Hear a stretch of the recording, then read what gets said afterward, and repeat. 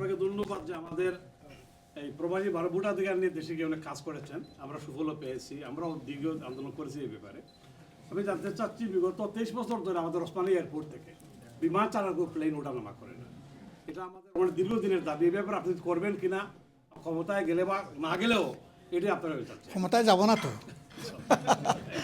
আমরা যদি সুযোগ পাই সেবা করবো ইনশাল্লাহ। ক্ষমতা এই শব্দ ব্যবহার করবো না আমরা। ইনসাফ ভিত্তিক হবে। আমাদের মাত্র 3টা এয়ারপোর্ট হচ্ছে ইন্টারন্যাশনাল এয়ারপোর্ট, ঢাকা, চিটাগাং, সিলেট। 18 কোটি মানুষের দেশে 3টা এয়ারপোর্ট খুব সুন্দরভাবে চলতে পারে, কিন্তু ঢাকা কেন্দ্রিক কিছু বিষয় আশয় বা সিন্ডিকেশন থাকার কারণে বাকি 2টা এয়ারপোর্ট কিন্তু তার ডিউ শেয়ার থেকে ডিপ্রাইভ হয়। শুধু সিলেট না, সবগুলোর মধ্যে ইনশাল্লাহ আমরা হ্যাঁ তা যাচ্ছে, কিন্তু তাদের আরও ক্যাপাসিটি বিল্ড আপ করার প্রয়োজন আছে।